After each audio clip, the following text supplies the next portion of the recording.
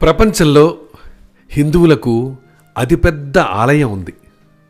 దాని గురించి తెలుసుకుందాం. కానీ అది ఇండియాలో లేదు.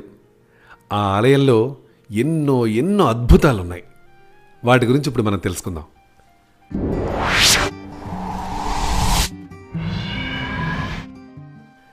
దేవాలయాలకు పెట్టింది పేరు భారతదేశం.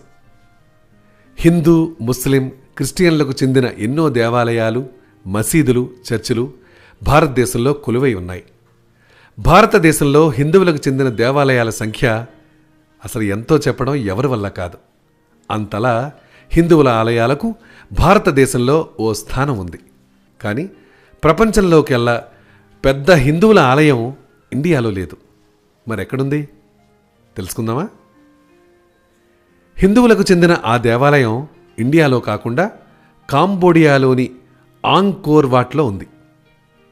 ఆ ఆలయంలో శ్రీ మహావిష్ణువు కొలువై ఉన్నాడు. ఈ ఆలయం ప్రపంచంలోనే అతిపెద్ద హిందూ ఆలయంగా చరిత్రకెక్కింది. 12వ శతాబ్దంలో సూర్యవర్మన్ అనే రాజు దీనిని నిర్మించారు.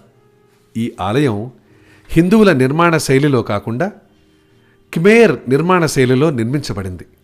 కానీ శిల్పకళా నైపుణ్యం మాత్రం హిందూ సాంప్రదాయంగా ఉంటుంది. ఆలయ నిర్మాణంలో అక్కడక్కడ తమిళనాడులోని ఆలయాలకు చెందిన శైలి కనిపిస్తుంది. భారతదేశంలో మనం చెప్పుకుంటున్న ఇతిహాసాలను కూడా తనలో చూపిస్తూ ఎంతో ఆకట్టుకుంటుంది ఈ ఆలయం. శ్రీ మహావిష్ణువు కొలువైన ఈ ఆలయాన్ని నిర్మించడానికి సుమారు 30 సంవత్సరాలు పట్టిందట. ఈ దేవాలయం విస్తీర్ణం కూడా సుమారు 200 చదరపు కిలోమీటర్లు ఉంటుందట. ప్రపంచంలో ఎక్కడైనా నీళ్లు ఎగువ నుంచి దిగువ ప్రాంతానికి ప్రవహిస్తాయి. ఇది మనందరికీ తెలిసిన విషయమే. కానీ ఈ ఆలయం వద్ద మాత్రం నీళ్లు దిగువ నుంచి ఎగువ ప్రాంతానికి ప్రవహిస్తాయట.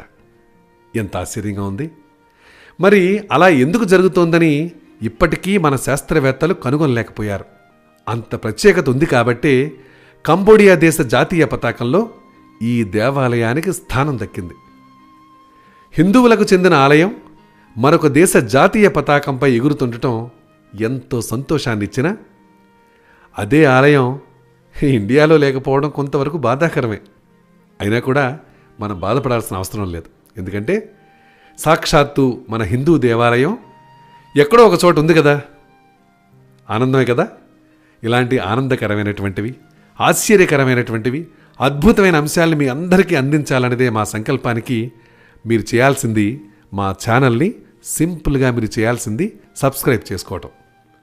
దాంతోపాటు మీ సలహాలని, సూచనలు కూడా మాకు అందించటం తప్పకుండా అందిస్తారు కదా.